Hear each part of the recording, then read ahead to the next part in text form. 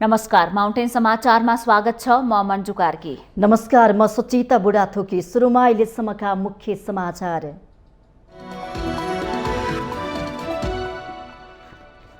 अमेरिकी उपविदेश मन्त्री ऊर्जाले नेपालमा रहेका तिब्बती शरणार्थीलाई भेटेपछि चिडिएको चीनलाई प्रधानमन्त्री देउवाको अभिव्यक्तिले राहत।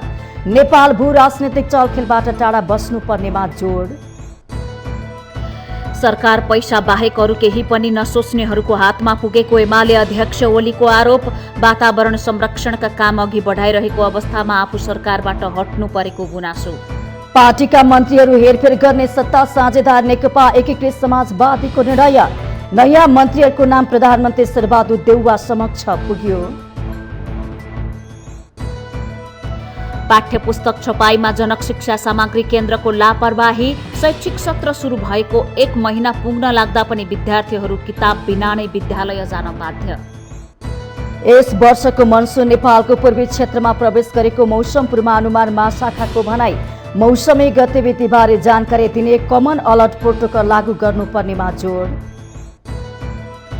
बंगलादेशको चित्तगोवामा इन्धन भरिएको कन्टेनरमा आगलागी भएपछि भएको विस्फोटमा कम्तीमा 49 जनाको मृत्यु। गम्भीर घाइतेहरूको संख्या धेरै भएकाले मृतकको संख्या बढ्न सक्ने अनुमान। र फ्रेन्च ओपन टेनिसको उपाधि स्पेनिस टेनिस स्टार राफाएल नाडाललाई फाइनलमा नाडालसँग कास्पर रुड 6-3, 6-3 र 6-0 को सेटमा पराजित।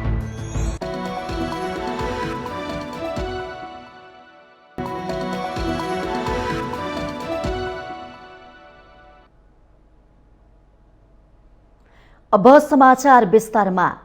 गत जेठ 6 गते नेपाल भ्रमणमा आएकी अमेरिकी उपविदेश मन्त्री ऊर्जा जियाले नेपालमा रहेका तिब्बती शरणार्थीका क्याम्पहरूको भ्रमण गरेकी थिइन्।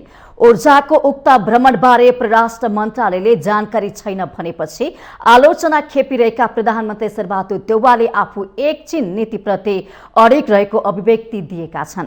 प्रधानमन्त्रीको उक्त अभिव्यक्तिले नेपाली भूमि चीन विरुद्ध प्रयोग नहुनेमा चीन थप आश्वस्त हुन सक्ने आकलन गरिएको छ।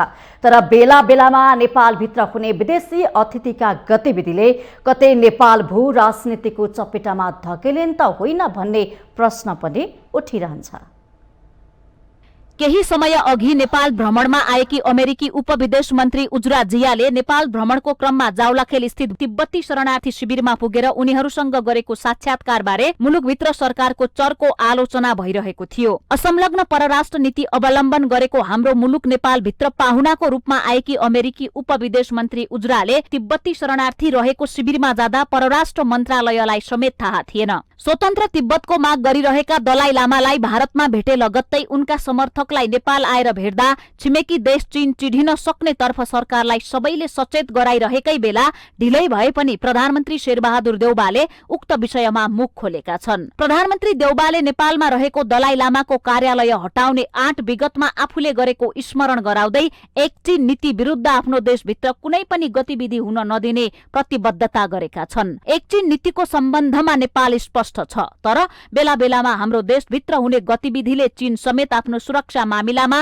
नेपालको भूमिका बारे सशंकित हुने गरेको छ। पछिल्लो समय उजुरा जियाले नेपालमा गरेका गतिविधि नजिकबाट नियालेको चीनले जियाको गतिविधि प्रति प्रेस वक्तव्य जारी गरेरै असन्तुष्टि जनाएको थियो। यस्तो बेला प्रधानमन्त्री शेरबहादुर देउवाले सरकार एक चीन नीतिमा अडिग छ भनेर अभिव्यक्ति दिनु आफैमा सकारात्मक पाटो हो। हुन त विगत लामो समयदेखि नै तिब्बती शरणार्थी मामिलामा अमेरिका र चीन बीच टकराव छ, जसका कारण नेपाल भू राजनीतिको भूमरीमा पर्ने चिन्ता सदैव रहन्छ। झण्डै 6 दशकदेखि नेपालले यो विषयमा सन्तुलन कायम गर्ने भरपूर प्रयास गरेको भए पनि पछिल्लो 1 वर्ष यता अमेरिकाले नेपाल र भारतमा रहेका तिब्बती शरणार्थीहरूलाई थप प्राथमिकतामा राखेर नेपाल आवत जावत बढाएसँगै नेपालमा कूटनीतिक तथा सुरक्षा चुनौती थपिएको कूटनीतिक मामिलाका जानकारहरू बताउँदै आएका छन्। गत जेठ 6 गते नेपाल आएकी अमेरिकी उपविदेश मन्त्री उजुरा जियाले जावलाखेल र स्वयम्भू स्थित तिब्बती शरणार्थी क्याम्प र बौद्ध स्थित एक तिब्बती गुम्बाको भ्रमण गर्दा जियाको यो भ्रमणबारे सरकारलाई जानकारी छैन भन्नु आफैमा लज्जाको विषय हो। जबकि उक्त क्याम्पहरूमा जाँदा नेपाली सुरक्षाकर्मीले नै जियालाई स्कर्टिङ गरेको थियो। एकातिर यस्ता भ्रमण भ्रमणको तालिका सरकारलाई थाहा छैन भन्ने, अर्कोतर्फ सरकार एक चीन नीतिप्रति अडिग छ भन्ने सरकारको दोहोरो चरित्रले हाम्रो कूटनीतिक असक्षमता समेत उदाङ्गो भएको छ। चीनलाई घेराबन्दी गरेर उसको प्रभाव विस्तार गर्न नदिने अमेरिकी रणनीति छ भन्ने विश्वलाई नै थाहा छ। उसको यो नीतिमा सहयोग पुग्ने गतिविधि नेपालभित्र हुन दिनुहुन्न। यो हामीले अपनाएको असंलग्न परराष्ट्र नीतिले भनेको छ। चीन विरुद्ध मात्रै होइन, हाम्रो भूमि विश्वका कुनै पनि राष्ट्र विरुद्ध प्रयोग हुनुहुन्न भन्नेमा सरकार सधैँ सचेत रहन अति जरुरी छ। सबैले बुझ्नुपर्ने कुरा के छ भने तिब्बती शरणार्थीहरूले नेपाल र भारत लगायतका देशमा बसेर निर्वासित सरकार चलाउँदै आएका छन्। भारतको धर्मशालामा रहेको निर्वासित सरकारको संसदमा 48 जना सांसद रहने व्यवस्था छ। उक्त संसदमा केही समय अघि मात्रै तासी टुण्डुप र सोनाम नुर्बु गरी 2 जना नेपालबाट निर्वाचित भएका छन्। उनीहरूले आफ्नो क्षेत्रमा सक्रियता बढाएर काम गर्ने गरेका छन्। यस्तो बेला नेपाल समक्ष एकातिर मानव अधिकारको दृष्टिकोणले तिब्बती शरणार्थीप्रति सद्भाव राख्नुपर्ने दबाव छ भने अर्कोतर्फ एक चीन नीतिमा नेपालले उत्तरी छिमेकी राष्ट्र चीनलाई आश्वस्त तुल्याइराख्नुपर्ने अवस्था छ। यसमा सन्तुलन कायम राख्न सक्नु आफैमा चुनौतीपूर्ण छ, किनकि हाम्रो अर्को मित्र राष्ट्र अमेरिकाले बारम्बार नेपालमा रहेका तिब्बती शरणार्थीहरूलाई परिचय पत्र दिन आग्रह गर्दै आएको छ। तर नेपालमा परिचय पत्र विहीन तिब्बती शरणार्थीको संख्या कति छ भन्ने यकिन तथ्याङ्क समेत छैन। केही समय यता अमेरिकाले चीन वरपरका राष्ट्रहरूमा आफ्नो गतिविधि बढाएको चीनको आशंका छ भने चिनिया विदेश मन्त्री वाङ यीले पनि अमेरिकाको सक्रियताप्रति चासो राख्दै आफ्नो सक्रियता बढाएको बुझिएको छ। साथै चीनले आफ्नो एक चीन नीतिलाई धुमिल, अस्पष्ट र खोक्रो बनाउने दुष्प्रयास नगर्न अमेरिकालाई चेतावनी दिँदै आएको छ। त्यसैले नेपाल कुनै पनि प्रकारको भूराजनीति केन्द्रित चलखेलबाट टाढा बस्नु नेपालको सर्वाधिक हितमा छ। नेपाल जस्तो मुलुकले ठूला र शक्ति राष्ट्रहरूको टकरावमा आफूलाई तटस्थ राख्दै विदेशी हस्तक्षेप हुनबाट आफ्नो देशलाई जोगाउन सक्नु आजको अपरिहार्य आवश्यकता हो। माउन्टेन टेलिभिजन एसडी राजनीतिक ब्युरो। प्रमुख प्रतिपक्ष दल नेकपा एमालेका अध्यक्ष केपी शर्मा ओलीले सरकार पैसा बाहेक अरू केही पनि नसोच्नेहरूको हातमा पुगेको आरोप लगाउनु भएको छ। विश्व वातावरण दिवसको अवसर पारेर आइतबार ललितपुरमा आयोजित एक कार्यक्रममा उहाँले नेपालको हिमालले वातावरण संरक्षणमा महत्त्वपूर्ण भूमिका खेल्न सक्ने भएकै कारण आफू नेतृत्वको सरकारले तय गरेको सगरमाथा संवाद कार्यक्रमलाई अगाडि बढाउन वर्तमान सरकार सक्षम नभएको आरोप लगाउनु भएको छ। उहाँले वातावरणीय प्रश्नमा नेपालको हिमाल महत्त्वपूर्ण रहेको विषयमा आफूले सरकारमा रहँदा विश्वका नेताहरूसँग संवाद गरेको उल्लेख गर्दै त्यसको महत्त्व दर्शाउनका लागि अन्तर्राष्ट्रिय स्तरको सगरमाथा संवाद कार्यक्रम सञ्चालन गर्ने निर्णय गरिएको पनि स्मरण गराउनुभयो। तर त्यो सन् 2020मा कोभिडका कारण अघि बढ्न नसकेको र त्यसपछि अघि बढाउन खोज्दा सरकारबाट हट्नु परेको अध्यक्ष ओलीको दुखेसो छ।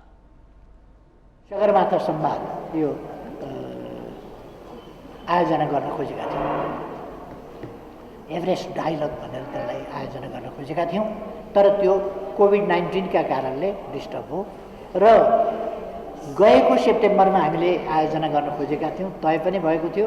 अनफर्चुनेटली हामी जुलाईतिरै गयौँ होला। जुलाईतिरै सरकारबाट हटेपछि कसले सोच्ने वातावरण, कसले सोच्ने के, पैसा बाहेक अरू नसोच्नेहरूका हातमा सरकार पुगेपछि के को वातावरण, के को के, त्यो सबै टुङ्गियो कुरा।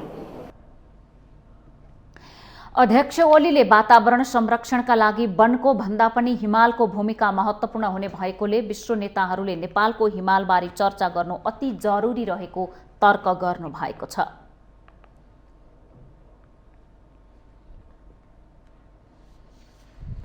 सत्ता साझेदार दल नेकपा एकीकृत समाजवादीले पार्टीका मन्त्री हेरफेर गर्ने निर्णय गरेको छ।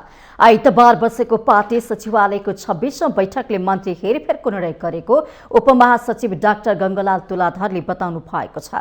उहाँले 6 महिना अघि पार्टीले मन्त्रीमण्डलमा पठाएका नेताहरूलाई बोलाएर नयाँ टोलीलाई मन्त्रीमण्डलमा पठाउने गृह कार्य भइरहेको बताउनु भएको हो। सुरुवाती चरणमा पठाइएको मन्त्रीहरूलाई मन्त्री बन्न जाने क्रममा नै 6 महिनामा हेरफेर हुने कुरा बताइएकोले यस कुरामा पहिले मन्त्रीहरू मानसिक रूपले तयार भइसकेको स्पष्ट पार्नुभयो। अहिलेको मन्त्रीमण्डलमा हुनुहुन्थ्यो हाम्रो पार्टीको तर्फबाट, उहाँहरू 6 महिना अगाडि नै उहाँहरू चाहिँ मानसिक रूपले फर्कनुपर्छ कुनै दिन भन्ने तयारीमा हुनुहुन्थ्यो भने अहिले चाहिँ हामीले जुन चर्चा गरिरहेका छौँ यति बेला चाहिँ अर्को टोलीलाई हामीले पठाउन का निम्ति चाहिँ छलफल गरिरहेका हौँ र पार्टीको यो सचिवालयको 26औं बैठकमा यस बारेमा चाहिँ यो विषयले प्रवेश पायो। हामीले छलफल गरेका छौँ।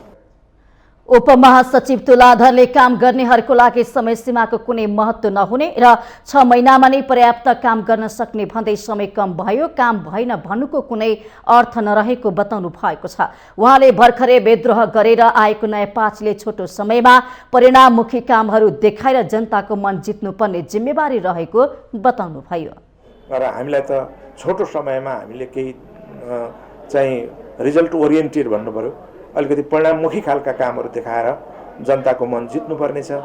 जनताको जनचासोहरू हाम्रा मन्त्रीहरूले सम्बोधन गर्न सकेको अवस्था हुनुपर्दछ। जनचासो र जनसरकारका विषयहरूलाई यसरी हाम्रा साथीहरूले चाहिँ गरिरहँदाखेरि तुलनात्मक रूपले अघिल्लो मन्त्रीहरूले नै राम्रो गरेका होलान्, तर त्योभन्दा पनि राम्रो गर्न सक्ने सम्भावनाका अरू मन्त्री पनि अरू साथीहरू पनि हुन सक्छन्। सत्ता साझेदार दल नेकपा एकीकृत समाजवादीले संस्कृति पर्यटन तथा नागरिक उड्डयन मन्त्रीमा जीवनराम श्रेष्ठ, शहरी विकास मन्त्रीमा मेटमणि चौधरी, स्वास्थ्य तथा जनसङ्ख्या मन्त्रीमा भवानी खापुङ र श्रम रोजगार तथा सामाजिक सुरक्षा मन्त्रीमा शेरबहादुर कुँवरलाई सिफारिस गरेको छ। यस्तै हिराकेशलाई स्वास्थ्य तथा जनसङ्ख्या राज्य मन्त्रीमा सिफारिस गरेको छ।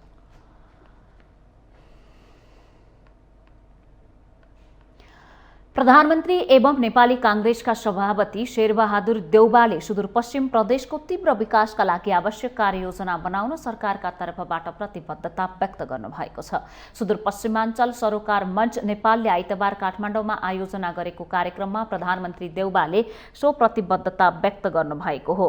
उहाँले मानव संसाधनको विकास र लगानीको सुरक्षा गर्न सके सुदूरपश्चिम प्रदेशलाई मुलुकको सबैभन्दा धनी प्रदेश बनाउन सकिने दावी गर्नुभएको छ।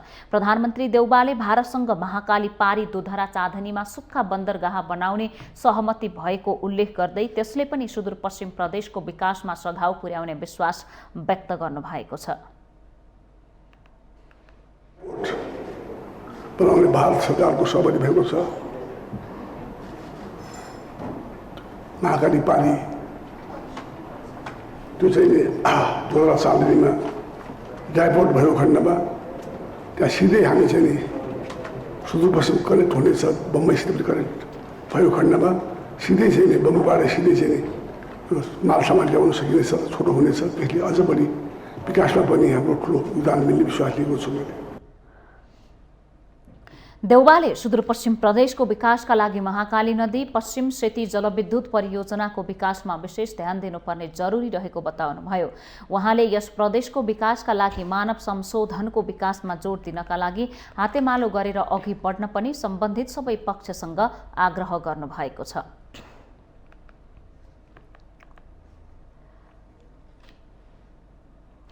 प्रमुख प्रतिपक्षी दल नेकपा एमालेका महासचिव शंकर पोखरेलले सरकारसँगै लोकतान्त्रिक गणतन्त्रमाथि नै प्रहार हुने गरी अघि बढिरहेको आरोप लगाउनु भएको छ। महासचिव पोखरेलले गठबन्धन सरकारले ल्याएको आगामी आर्थिक वर्षको बजेटले मुलुकमा विद्यमान राजनीतिक प्रणालीमाथि नै प्रहार गर्ने बताउनु भएको हो। आइतबार सरकारले ल्याएको आगामी आर्थिक वर्षको बजेटमाथिको अन्तर्क्रिया कार्यक्रममा बोल्दै उहाँले बजेटमा जनतामा चरम निराशा छाउने गरी सपना बाँडिएको र त्यसले मूलधारका राजनीतिक पार्टीहरूप्रति जनताको असन्तुष्टि झनै बढेर जाने खतरा रहेको तर्क गर्नुभयो। महासचिव पोखरेलले राजस्व वृद्धि हुने वस्तुहरूको अति धेरै आयातका कारण आगामी वर्ष राजस्व वृद्धि हुने कुनै आधार नभए पनि आगामी आर्थिक वर्षको बजेटमा आर्थिक वृद्धि दर हुने हावादारी कुरा उल्लेख गरिएको बताउनुभयो। हामीले सम्पूर्ण रूपमा समाप्त गरिसकेका छौँ भन्दाखेरि हुन्छ के त? त्यस अर्थमा बजेटले जुन प्रकारको चाहिँ लक्ष्य निर्धारण गरेको छ, चाहे स्रोत परिचालनका सन्दर्भका बारेमा वा चाहिँ एक प्रकारले मुलुकको समृद्धिको यात्राका सन्दर्भमा जे कुराको लक्ष्य निर्धारण गरेको छ, यसले मुलुकको आर्थिक सङ्कटलाई हल गर्न सक्दैन भन्ने मलाई लाग्छ। महासचिव पोखरेलले बैंकहरूले लगानी गर्ने अवस्था नभएको बेला आगामी आर्थिक वर्ष उत्पादन वृद्धि गर्ने सरकारले सोच्ने वस्तुपरक नभएको दावी गर्नुभयो।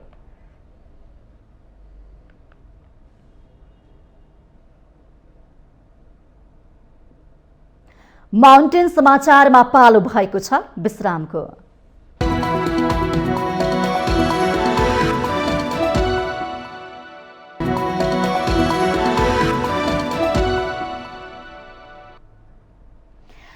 विश्रामपछि स्वागत छ। अब बाँकी समाचार।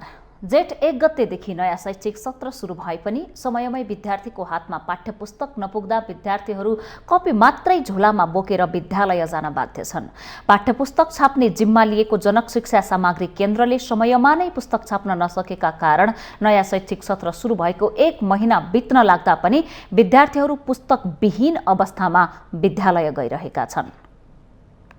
जनक शिक्षा सामग्री केन्द्रले गरेको हेलचक्राइका कारण विद्यार्थीहरूलाई किताब बिना नै विद्यालय जानुपर्ने बाध्यता आइलागेको छ। केन्द्रले अहिलेसम्म पनि माग अनुसारका पुस्तक छपाई गर्न नसक्नु र छापिएका पुस्तकहरू पनि समयमा नै ढुवानी गर्न नसक्दा विद्यार्थीहरू किताब साथमा नलिई विद्यालयमा जानुपर्ने अवस्था सिर्जना भएको छ। सेसन सुरु भइरहेको छ नयाँ शैक्षिक सत्र, तर पनि पाठ्य पुस्तकहरू अझैसम्म आइपुगेको छैन। बच्चा बच्चीहरूलाई चाहिँ स्कुल आउने काम भइरहेको छ, तर किताब नआउँदाखेरि पढाइ भएको जस्तो उनीहरूलाई फिल नहुने रहेछ। हामीले सर्च गरेर नेटबाट सरहरूले करिकुलम हेरेर सरले पढाइरहनु भएको छ, तर किताब आफूसँग नहुँदा उनलाई चाहिँ अलिक त्यति सन्तुष्ट नभएको जस्तो उनीहरूलाई हुँदो रहेछ साना साना बच्चा बच्चीलाई। ती पाठ्य पुस्तकहरू अब अहिलेसम्म पनि प्राप्त हुन सकेको छैन पूर्ण रूपमा।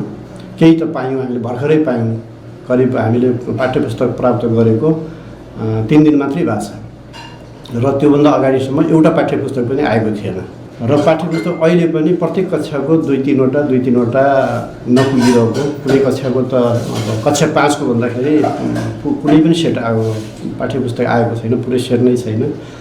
जेठ 1 देखि नयाँ शैक्षिक सत्र सुरु भएको छ। कक्षा 1 देखि 10 सम्म सरकारी विद्यालयमा अध्ययन गर्ने विद्यार्थीहरूले निशुल्क पाठ्य पुस्तक पाउने सरकारको नीति छ। शिक्षाको हक त संविधानले नै सुरक्षित गरेको छ। शैक्षिक सत्रको सुरुवातमा नै विद्यार्थीले नयाँ पुस्तक पाउनुपर्ने हो। जनक शिक्षा सामग्री केन्द्रले गत स्थानीय तहको चुनावको मतपत्र छपाई र रुस युक्रेन युद्धको कारण पाठ्य पुस्तक छाप्नका लागि आवश्यक पर्ने कागजको अभाव कारण देखाउँदै समयमै किताब छपाई गर्न नसकेको भन्दै पन्छिन खोजेको छ। रातारात मतपत्र छपाई गरेर मतदान केन्द्र बनाइएका तिनै विद्यालयमा पुर्याउन सक्ने केन्द्रले विद्यार्थीको हातमा समयमै पाठ्य पुस्तक पुर्याउन नसक्नु दुःखद भएको शिक्षाविद बताउँछन्। सालै पछि यस खालको गतिविधि जुन भइरहेछ, वास्तवमा यो चाहिँ दुर्भाग्यपूर्ण कुरा छ। यसले के गर्छ त भन्दाखेरि विद्यार्थीहरूको टाइममा पढाइ सुरु नहुने अवस्था रहन्छ र जहाँ चाहिसकेका हुन्छ किताब भर्खर 1 महिना 2 महिना अगाडि किताब पुगेको हुन्छ। अनि त्यो विषयमा कसरी जानकारी राख्ने, कसरी पढ्ने, टिचरले कसरी पढाउने, किताब बिना विद्यार्थीलाई र विद्यार्थीले के गरी जानकारी राख्ने, पढ्ने र परीक्षामा कसरी सामेल हुने र आधा पढाइको भरमा अथवा 3 भागको 1 भाग चाहिँ पढेको भरमा चाहिँ परीक्षामा सामेल हुनुपर्ने जस्तो दुर्भाग्यपूर्ण कुरा हामीले राष्ट्रको भविष्यको कर्णधार भनेर विद्यार्थीलाई भन्छु। त्यसप्रति जुन किसिमको एउटा अन्याय भइरहेछ, वास्तवमा यो ठुलो अन्याय हो। विद्यार्थीका हातमा समयमा नै पुस्तक नपुगेको यो पहिलो शैक्षिक सत्र होइन। यसभन्दा अगाडि पनि सरकारले समयमा नै विद्यार्थीलाई पूर्ण रूपमा पुस्तक उपलब्ध गराउन सफल भएको थिएन। समयमा पुस्तक उपलब्ध नहुँदा पढ्न गाह्रो भएको विद्यार्थीहरू बताउँछन्। म श्री नेरामावि औरीलालपुर कक्षा 10 को विद्यार्थी हो। अहिले पढाइ भइरहेको छैन किताबहरू नआएको कारणले। अब कसरी पढ्नु भएको छ तपाईँहरूले? फेरि किताब लिएर जानुहुन्छ स्कुल, के लिएर जानुहुन्छ? स्कुलै अब बुकहरू नआएकोले अब स्कुलै जान पाइएको छैन। इक्जाम पनि अब यही एसिएको अब कसरी नि हो, अब पढाइ 2 महिनासम्म भएको छैन। अब त्यही पनि अब सरकारी स्कुलमा बुकहरू नआएको कारणले पढाइ भएको छैन अहिले। यस वर्ष पनि समयमा नै विद्यार्थीको हातमा पुस्तक नपुग्दा भविष्यका कर्णधार विद्यार्थीको अध्ययनमा पर्ने असरप्रति सम्बन्धित निकाय गम्भीर नबने त्यसको दूरगामी असर भविष्यको पुस्ताले समेत भोग्नुपर्नेछ। माउन्टेन टेलिभिजन एचडीका लागि क्यामेरामा विवेक श्रेष्ठका साथ जिल्ला सहकर्मी कुशल दर्लामीको सहयोगमा सन्दीप शर्माको रिपोर्ट। जल तथा मौसम विज्ञान विभागका महानिर्देशक कमल राम जोशीले नेपालमा कमन अलर्ट प्रोटोकल सिस्टम विकास गर्नुपर्नेमा जोड दिनु भएको छ। महानिर्देशक जोशीले आगामी दिनमा मौसमी प्रणाली बारे सुसूचित गराउन आम नागरिक माझ एकै पटक सूचना प्रवाह हुने प्रणाली विकास गर्नुपर्ने आवश्यकता औलाउनु भएको हो। महानिर्देशक जोशीले एकै पटक सबै मानिसले सूचना पाउन सक्ने प्रणाली संसारभरका केही मुलुकमा आइसकेकोले अबका दिनमा नेपालमा पनि उक्त प्रणाली भित्राएर जनतालाई सम्भावित प्राकृतिक विपदबाट जोगाउनु पर्ने धारणा राख्नु भएको छ। उहाँले अबका दिनमा राज्यले आम नागरिकलाई पानी पर्दैछ भन्ने जानकारीका साथै त्यसबाट हुने क्षतिको पूर्व आकलन गरेर त्यसको बारेमा सचेत गराउनु पर्ने बताउनुभयो। के हुन्छ भन्दाखेरि जतिसुकै विशेष कार्यक्रम चलेको होस्, विशेष परिस्थितिमा त्यो सूचना चाहिँ जनतासँग प्रभाव हुने चाहिँ एउटा मेकानिजम डेभलप गर्नुपर्ने हुन्छ। यसमा विभिन्न निकायहरू, एउटै मात्रै निकाय होइन कि विभिन्न यस सम्बन्धी निकायहरू भनौँ न, जल तथा मौसम विज्ञान विभाग, विपद न्यूनीकरण प्राधिकरण, सुरक्षा निकाय लगायतका सबै सरकार निकायहरूको चाहिँ समन्वय र सहकार्यमा चाहिँ कार्य गर्नुपर्ने चाहिँ आवश्यकता रहेको छ। महानिर्देशक जोशीले नेपालमा अहिले कुनै स्थान विशेष भन्दा पनि क्षेत्रगत विशेष भएर मौसम सम्बन्धी पूर्वानुमान गरिएको बताउनु भएको छ। उहाँले नेपालमा अहिले क्षेत्रगत विशेष हिमाल, पहाड, तराई र प्रादेशिक आधारमा पूर्वानुमान गर्दै आएको स्पष्ट पार्नुभयो। यसैबीच यस वर्षको मनसुन नेपाल प्रवेश गरेको छ। मौसम पूर्वानुमान महाशाखाले आइतबार दिउँसो बुलेटिन जारी गर्दै पूर्वी नेपालबाट मनसुन प्रवेश गरेको जानकारी दिएको हो। नेपालमा मनसुन भित्रिने औसत मिति जुन 13 भए पनि यसपालि मनसुन एक साता अघि नै नेपाल भित्रिएको हो। नेपालको अन्य भूभागमा भने केही दिनपछि मनसुन सक्रिय हुने अनुमान गरेको पूर्वानुमान महाशाखाले जनाएको छ।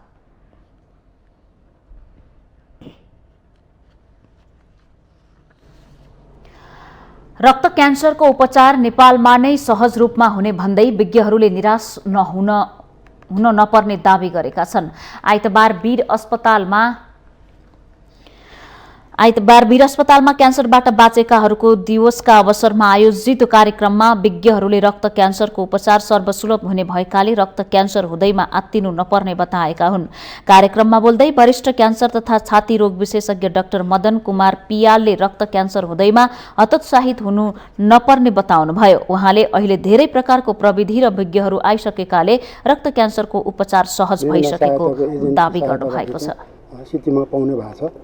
त्यस कारणले चाहिँ अब रोग लाग्यो भन्दैमा हतोत्साही हुने, औषधि नै नगर्ने, अब हाम्रो पालामा त्यो रोग लागेपछि घर पठाइदिन्छ सिद्धि हो। तर अब त्यो जमाना होइन। धेरै प्रकारको टेक्नोलोजीहरू आइसकेका छ, एक्सपर्ट्सहरू अब हुँदा अब नेपालमै पनि हाम्रो एक्सपर्ट्सहरू क्यान्सर सम्बन्धी नै डाक्टरहरू भइसकेका छन्। त्यस्तै भक्तपुर क्यान्सर अस्पतालका निर्देशक डाक्टर विष्णुदत्त पौडेलले क्यान्सरका धेरै औषधिहरू निशुल्क पाइने गरेको तर यसको जनता माझ पुर्याउने कुरामा कमजोरी रहेको बताउनुभयो। उहाँले राष्ट्रपति विद्यादेवी भण्डारीलाई पनि ब्लड क्यान्सर भएर निको भएकोले ब्लड क्यान्सर निको हुनेमा दुईमत नरहेको बताउनुभयो। हामी सबैभन्दा राम्रो एक्जाम्पल त हाम्रो महामहिम राष्ट्रपति विद्या भण्डारीलाई हेर्दा भइहाल्यो होइन। मान्छे ब्लड क्यान्सर लागेर पनि निको भएर पनि देशको राष्ट्रपतिसम्म हुन सकिन्छ, देशलाई नै हाँक्न सकिन्छ। त्यही कारण पोजिटिभली अनि it can be treated, it can be cured. Cancer पीडित डाक्टर प्रेम ढङ्गालले प्रविधिको विकास भइसकेकोले अबका दिनमा रक्त क्यान्सर भएरै मरिन्छ भन्ने सोच्न नहुने बताउनुभयो भने अर्का क्यान्सर पीडित रुबी छेत्रीले स्वास्थ्यमा सरकारले राजनीति गर्न नहुने धारणा जमानामा 21औं शताब्दीको यो टेक्नोलोजीको जमानामा अझ यो चाहिँ एआईको चाहिँ जमानामा अब ब्लड क्यान्सर लागेर मान्छे मर्दैन भन्ने कुरा स्थापित मान्यता हो। त्यसो भएको हुनाले हामीले यो विषयलाई यही तहमा लिएर जानको लागि चाहिँ अलिक प्रचारको कुराहरू गर्न जरुरी छ, जनसमुदायको बिचमा पुर्याउन जरुरी छ। श्रद्धेय डाक्टर साहबहरूले अब हामी गर्छौँ वीर हस्पिटल सेन्टर अफ एक्सिलेन्स हुँदैछ भने त्यो जस्तो खुसीको कुरा हामी जस्तो पेसेन्टको लागि के हुन सक्ला। कार्यक्रममा सहभागी क्यान्सर पीडितहरूले नेपालमै रक्त क्यान्सरको सर्वसुलभ उपचार हुने भएकोले आत्तिन नहुने बताए। उनीहरूले ब्लड क्यान्सर भयो भन्दै हरेस खान नहुने र आत्मविश्वासका साथ लड्नुपर्ने बताएका छन्। अर्थमन्त्री जनार्दन शर्माले किसानहरू हेपेर देश बन्न नसक्ने बताउनु भएको छ। आइतबार नेपाल कृषि मेसनरी व्यवसाय संघको 6औं वार्षिक साधारण सभालाई सम्बोधन गर्दै अर्थमन्त्री शर्माले कृषि क्षेत्रलाई माया र सम्मान गर्नुपर्ने बताउनु भएको हो। उहाँले किसानहरू हेपेर देश बन्न नसक्ने भन्दै किसानहरूले दुखेसो गर्ने अवस्था आएमा देशलाई खाद्य वस्तुमा आत्मनिर्भर बनाउन नसकिने बताउनु भएको छ। उहाँले देशलाई खाद्य वस्तुमा आत्मनिर्भर बनाउनको लागि राष्ट्रिय संकल्प र त्यस प्रकारको नीतिको अभाव रहेको बताउनुभयो। मन्त्री शर्माले किसानलाई सम्मान र आदर गर्ने संस्कार बसाल्नु पर्नेमा जोड दिनुभयो। विभिन्न मुलुकहरूमा पठाइरहेका छौँ, सबै कुरा हामीसित छ, तर हामीसित हो के अभाव हो के अभाव हाम्रो एउटा राष्ट्रिय संकल्पको अभाव हो, एउटा नीतिको अभाव हो, त्यो खालको कार्यक्रमको अभाव हो, त्यो खालको कार्यक्रम सञ्चालन गर्ने संस्थाहरूको क्षमताको अभाव हो। र किसानहरूलाई प्रोत्साहित गर्ने, सम्मान गर्ने, आदर गर्ने संस्कारको मूल्य मान्यताको अभाव। अर्थमन्त्री शर्माले नेपालमा आवश्यक कृषि मेसिनरी नेपालमै उत्पादन गर्नुपर्ने बताउनु भएको छ। कृषि मेसिनरी उद्योग खोल्न आग्रह गर्दै उहाँले आवश्यक कच्चा पदार्थहरूमा पर्याप्त भन्सार छुट दिने बताउनु भयो। 20 वर्ष पहिले नै त्यो धानको थ्रेस गर्ने मेसिन कस्तो राम्रो बन्दो रहेछ, त्यही थिए भनेका केही त्यति बेलै भनेका मैले हेरेर आएँ।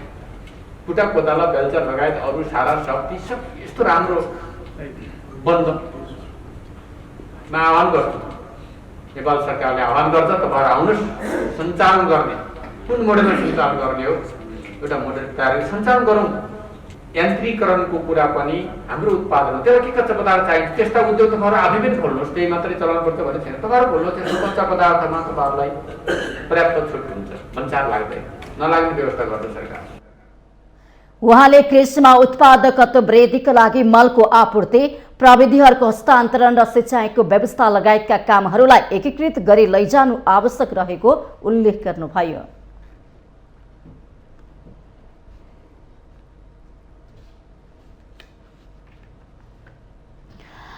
मुगलिङ पोखरा सडक खण्ड अन्तर्गत तनहुको याम्प फाँट र घाँसी कुवा खण्ड आइतबारदेखि रहेको रात थालिएको छ। सडक विस्तार तथा मर्मतका लागि हरेक दिन राति 11 बजेदेखि बिहान 4 बजेसम्म बन्द गर्न थालिएको जिल्ला प्रहरी कार्यालय तनहुले जनाएको छ।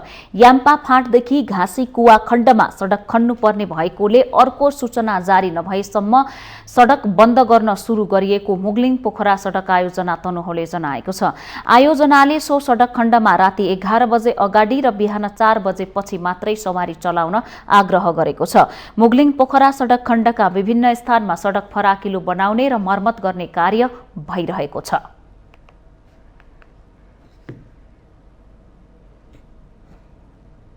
माउन्टेन समाचारमा पालो भएको छ विश्रामको।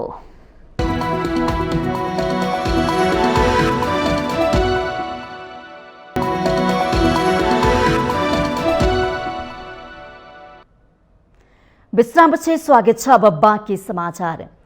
स्थानीय तहको चुनावमा आफूले सोचे जस्तो मत परिणाम नआएपछि एमाले नेताहरू सत्ता गठबन्धन फटाउने कसरतमा देखिन्छन्।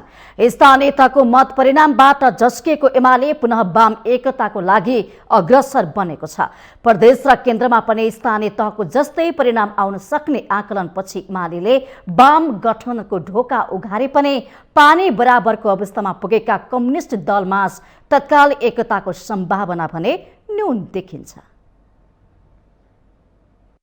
स्थानीय तहको निर्वाचन लगत्तै प्रतिनिधि सभा र प्रदेश तहको निर्वाचनको कसरतमा दलहरू जुटे पनि अहिलेसम्म चुनावको औपचारिक मिति भने घोषणा भएको छैन। सत्ता साझेदार 5 दलीय गठबन्धनले भित्रभित्रै मङ्सिरमा चुनाव गराउने तयारी गरेको भने बुझ्न सकिन्छ।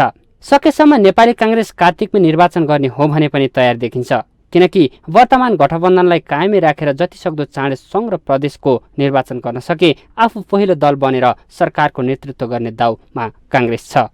अहिले स्थानीय निर्वाचनको परिणाम आइसकेपछि अहिलेको जुन हाम्रो यो गठबन्धनमा हामीहरूले जुन निर्वाचनमा गयौँ यसको विषयलाई लिएर यो आगामी निर्वाचन पनि गठबन्धनमा जान्छ भनेर राजनीतिक वृत्तमा यसले पार्ने प्रभावहरूको विषयमा समीक्षा हुनु, चर्चा हुनु र एमालेको आफ्नै किसिमको मनोविज्ञान विकसित हुनु स्वाभाविक हो। पछिल्लो समय माओवादी केन्द्रका अध्यक्षले दिएको अभिव्यक्ति र एमालेकै केही शीर्ष नेताहरूले वाम एकताबारे गरेको टिप्पणीका कारण पुनः वाम एकताको कुरा उठेको छ। तर पानी बाराबारको अवस्थामा रहेका यी वामपन्थी पार्टीहरूबीच प्रचण्डले आफूलाई प्रधानमन्त्रीको अफर आएको खुलेआम बताउनु भने रहस्यपूर्ण छ। तर प्रचण्डको पछिल्लो अभिव्यक्ति कांग्रेससँग सत्ताको बार्गेनिङ मात्रै भएको विश्लेषकहरूको बुझाइ छ। यो चाहिँ घुर्की नै हो। अब हामीलाई चाहिँ अब आउने आसन्न निर्वाचनमा हामीले यदि चाहिँ गठबन्धन भएन भने हामीलाई चाहिँ एकदमै अप्ठ्यारो पर्छ। त्यसमा त्यो अप्ठ्यारो चाहिँ नपरोस् भनेर चाहिँ अहिलेदेखि नै कांग्रेसलाई तर्साउने काम हो भएको जस्तो मलाई लाग्छ। उहाँलाई चाहिँ कसैले चाहिँ प्रधानमन्त्री अफर गरेका छैन। प्रधानमन्त्री अफर गर्ने चाहिँ जनताले हो, संसदले हो। संसदले पनि उहाँलाई कहिले पनि ल प्रधानमन्त्री हौ प्रचण्डज्यू भनेर कसैले भनेको छैन। अरू कुरो चाहिँ शेरबहादुरले छोडेर पनि उहाँले प्रधानमन्त्री हुने चाहिँ यो अहिले संवैधानिक परिपाटी नै छैन। 10 वर्षे सशस्त्र सङ्घर्षपछि 2063 साल यता शान्तिपूर्ण राजनीतिमा प्रवेश गरेको तत्कालीन नेकपा माओवादी त्यस यता सत्ताकै वरिपरि छ। दलीय हैसियत जस्तो भए पनि सधैँ सत्ताको निर्णायक बनेको माओवादी भर्खरै सम्पन्न स्थानीय तहको निर्वाचनमा केही पालिका सङ्ख्या बढाउन सकेपछि झन् उत्साहित बनेको छ। तिक्ततापूर्ण सम्बन्धका बीच एमाले माओवादीलाई कसरी प्रधानमन्त्रीको अफर गर्यो भन्ने संशयका बीच एमाले नेता खगराज अधिकारी भने माओवादीसँग गठबन्धनको कुनै गुन्जायस नै नरहेको दावी गर्नुहुन्छ। उहाँहरू हामीसँग सोधेर काङ्ग्रेससँग गठबन्धन गर्नु हो न हामीसँग ल हामीले भनेरै उहाँले गठबन्धन छोडेर प्रधानमन्त्री खै यो हुनुहुन्छ त्यो हामीले त भनेका छैनौँ। उहाँहरूको बार्गेनिङ होला गठबन्धनभित्र आफूलाई अब साइज डाउन साइज गरियो काङ्ग्रेसले फेरि धेरै फाइदा लियो। त्यसो भएको हुनाले फेरि आम निर्वाचनमा पनि त्यसो गर्न नपाओस् भनेर अहिलेदेखि बार्गेनिङ गर्नुभएको होला जस्तो लाग्छ मलाई। अरू त्यहाँभन्दा बढी कुरा थाहा छैन। सत्ता गठबन्धनको अर्को दल एकीकृत समाजवादी मङ्सिरमा निर्वाचन गर्ने पक्षमा देखिए पनि स्थानीय तह निर्वाचनमा काङ्ग्रेसबाट अपेक्षित सहयोग नपाएको भन्दै गुनासो गरिरहेको छ। हिंसात्मक बाटोबाट मुलुक परिवर्तन गर्न सकिन्न भनेर स्वीकारेर शान्तिपूर्ण राजनीतिमा आएको माओवादी केन्द्रले सत्ताको स्वाद लिन थालेपछि जता आफूलाई बढी फाइदा पुग्छ उतै ढल्किने उसको स्थिति नै बनिसकेको छ। तसर्थ प्रचण्डको प्रधानमन्त्री अफरवाला अभिव्यक्तिलाई खाली बार्गेनिङ हो या पुनः वाम एकताको प्रयास स्वरूप आएको हो त्यो त केही दिन पर्खिएपछि देखिने राजनीतिक परिदृश्यले नै प्रश्न पार्ला। माउन्टेन टेलिभिजन एचडीका लागि क्यामेरामा प्रदीप खलनका साथमा बटुक राजगिरीको रिपोर्ट।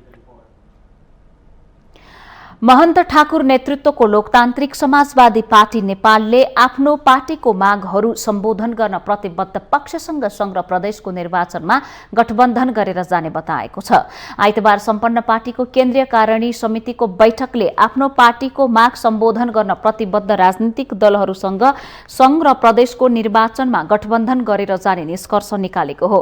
निर्वाचनको मिति घोषणा भएपछि आफ्ना पार्टीका माग र विचारसँग सहमत पक्षसँग चुनावी गठबन्धन गरेर अघि बढ्ने सैद्धान्तिक सहमति बैठकमा जुटेका नेता केशव झाले जानकारी दिनुभएको छ। चुनाव अहिले बाँकी छ। अहिले तत्काल नै कुनै पनि पार्टीसँग गठबन्धन अथवा सहकार्य गरिहाल्नुपर्ने निष्कर्षमा पुगिहाल्नुपर्ने चाहिँ अहिले नै आवश्यकता देखिएन। त्यसकारण अलिकति यो समय नजिकिँदै जाँदा चुनाव पनि घोषणा भएपछि अनि चाहिँ सहकार्य कोसँग हुन सक्छ भन्ने विषयमा चाहिँ सैद्धान्तिक कुरा के भयो भन्ने जोसँग हाम्रो विचार मिल्छ र जसले हाम्रो माग मुद्दा सम्बोधन गर्नलाई प्रतिबद्धता देखाउँछ ती पक्षहरूसँग हाम्रो सहकार्य हुन सक्छ। शनिबार प्रधानमन्त्री एवं नेपाली कांग्रेसका सभापति शेरबहादुर देउवाले लोकतान्त्रिक समाजवादी पार्टीका अध्यक्ष ठाकुरसँग भेटवार्ता गर्नुभएको थियो। सो भेटवार्तामा पनि अध्यक्ष ठाकुरले आफ्नो पार्टीको माग सम्बोधन गर्न प्रधानमन्त्री देउवालाई दबाब दिनुभएको नेता झाले बताउनुभयो।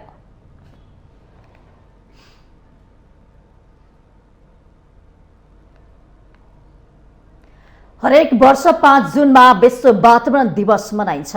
बढ्दो वायु प्रदूषणलाई रोक्नको लागि सन् 1973 देखि मनाउन थालिएको विश्व वातावरण दिवस नेपालमा पनि विभिन्न कार्यक्रम गरी मनाउने गरिएको छ। जनचेतना फैलाउने भन्दै वर्षको एक दिन वातावरण दिवस मनाउने गरे पनि वातावरण प्रदूषण घट्नुको साटो बढिरहेको छ। बढ्दो प्रदूषणको रोकथाम गर्न र समाजमा वातावरण प्रति सचेतना फैलाउने उद्देश्यले प्रत्येक वर्षको जुन 5 तारिखमा विश्व वातावरण दिवस मनाउने गरिन्छ।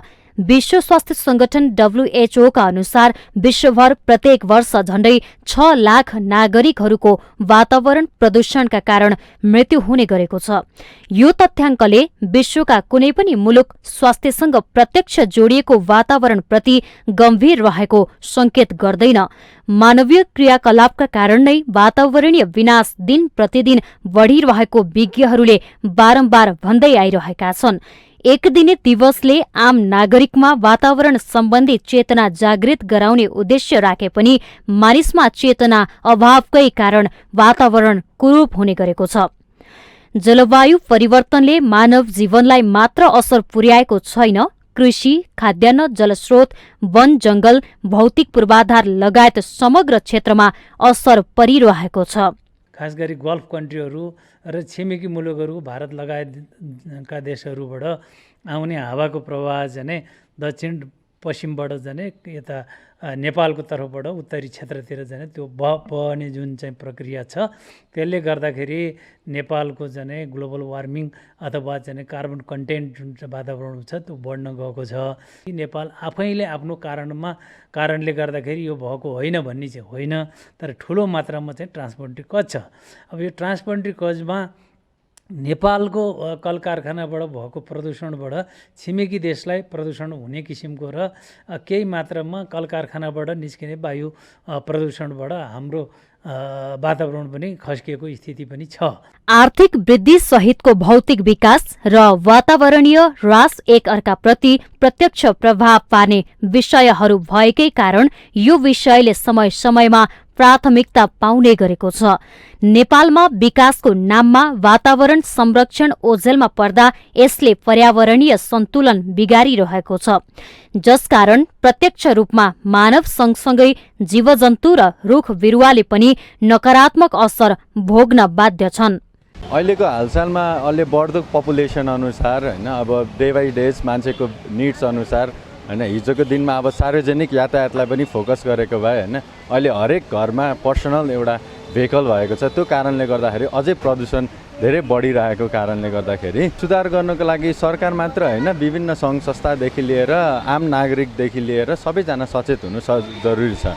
हामीबाट मात्र पनि यो पुरा वातावरण नै सफा गर्ने गरी चाहिँ सम्भव हुँदैन। यसमा मेन चाहिँ सरकारी क्षेत्रबाट, हजुर सरकारी निकायबाट नै जुन उहाँहरूको जुन कार्यक्रमहरू गर्नेदेखि लिएर अब जनस्वास्थ्यमा जस्तो चेतना फैलाउनु पर्ने हैन, त्योहरूको कार्यक्रमहरू अझै बेसी आयोजना गर्ने, जस्तै आजको दिनको लागि मात्र लक्षित नगरेर अरू दिनहरूमा पनि अब सकिन्छ भने मासिक रूपमै हैन, यो मेन त अवेरनेस फैलाउने हैन। विकासको नाममा गरिने वातावरण प्रतिको व्यवस्थामा थोरै मात्र सजग हुने हो भने पर्यावरणीय सन्तुलन कायम गर्न सकिन्छ। हरेक क्षेत्रमा वातावरणीय प्रभाव मूल्याङ्कन प्रतिवेदन अनिवार्य शर्त भए पनि पूर्ण रूपमा कार्यान्वयनमा आएको भने पाइँदैन। वातावरण संरक्षण सबैको साझा सरोकारको विषय बनाउन सके मात्र वातावरण संरक्षण र आर्थिक समृद्धिबाट हामी र आउने पुस्ताले लाभ लिन सक्छ। होइन भने एक दिने वृक्षारोपणले मात्र वातावरण दिवसको सार्थकता पूरा हुन सक्दैन। त्यसकारण 100% हरित वा स्वच्छ ऊर्जाको प्रयोग, विद्युतीय सरसामानको बहुउपयोग तथा इको यातायातको प्रवर्धन सँगै वातावरण अनुकूलका कार्यक्रमहरूलाई प्रभावकारी ढंगले अघि बढाउन सम्बन्धित निकायले जोड दिन आवश्यक छ। माउन्टेन टेलिभिजन एचडीका लागि विवेक श्रेष्ठका साथमा बिन्दु अधिकारीको रिपोर्ट। हामीसँग आर्थिक अन्तर्राष्ट्रिय र खेल समाचार बाँकी नै छन्। माउन्टेन समाचारमा पालो भएको छ विश्रामको।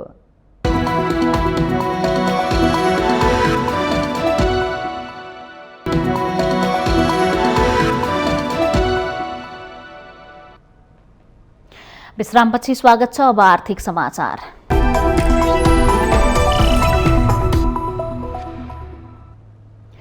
नेपाल वनस्पति घिउ तेल उत्पादक संघले सरकारले ल्याएको आगामी वर्षको बजेटले स्वदेशी उद्योगहरू संकटतर्फ धकेलिएको ठहर गरेको छ। आइतबार काठमाडौँमा पत्रकार सम्मेलन गरी संघले बजेटमा विरोधाभासपूर्ण नीति अवलम्बन गरिएका कारण स्वदेशी उद्योग संकटतर्फ धकेलिएको ठहर गरेको हो। बजेटले चाउचाउ, बिस्कुट जस्ता विशेष उद्योगलाई प्रशोधित पाम र पामोलिन तेल तथा आयात गर्न 5% मात्रै भन्सार महसुल कायम गरेको भन्दै संघले विरोध समेत जनाएको छ। प्रशोधित सबै प्रकारका तेल आयातमा यस अघि 15% महसुल तोकिएको थियो। उपभोक्तालाई प्रत्यक्ष राहत दिन खाने तेलको महसुल दर कम गर्नुको सट्टा अन्य उद्योगलाई कम महसुल दरमा तयारी खाने तेल आयात गर्न दिने नीति विवेकपूर्ण नभएको संघको निष्कर्ष छ।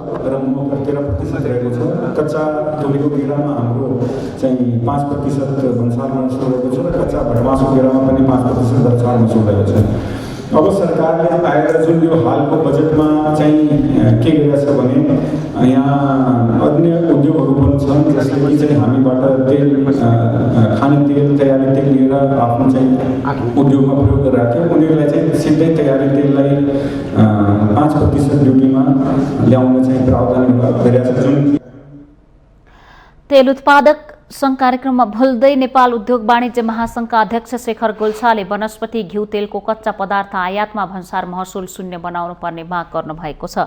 अध्यक्ष गोल्छाले कच्चा पदार्थ र तयारी अवस्थामा दुई तहको भन्सार महसुल हुनुपर्ने भन्दै स्वदेशी उद्योग बचाउने गरी राज्यको प्राथमिकता हुनुपर्ने धारणा राख्नुभयो। नेपालको कम्प्लिट मार्केटलाई अब इन्डियन ब्रान्ड्सहरूले भारतीय ब्रान्ड्सहरूले डोमिनेट गर्ने स्थिति आइसकेको छ।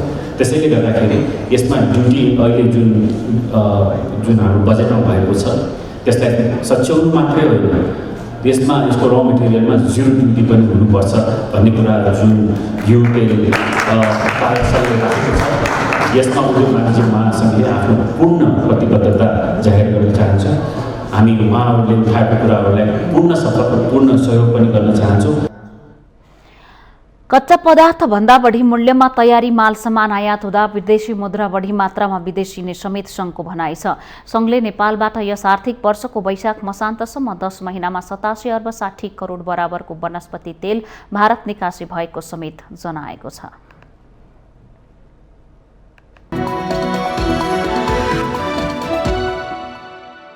यससँगै हामी माउन्टेन समाचारको अन्त्यमा आइपुगेका छौं। जाँदा जाँदै मुख्य समाचार पुनः एकपटक।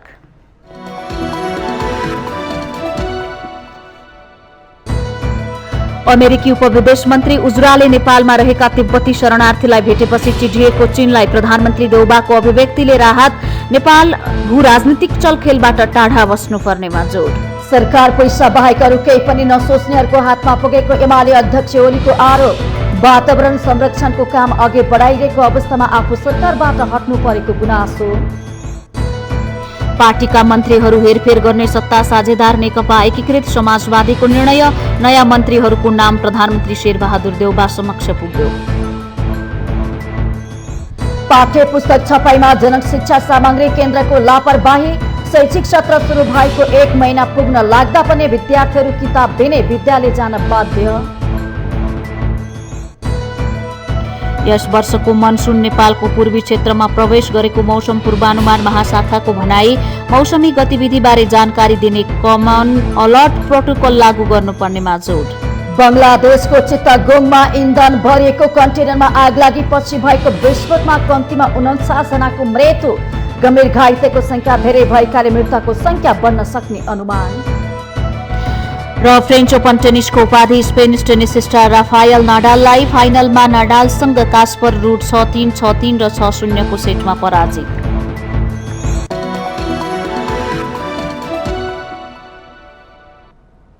माउन्टेन समाचार अहिलेलाई सकियो। सत्य, तथ्य र निष्पक्ष समाचारको लागि माउन्टेन टेलिभिजन HD हेर्दै रहनुहोला। नमस्कार।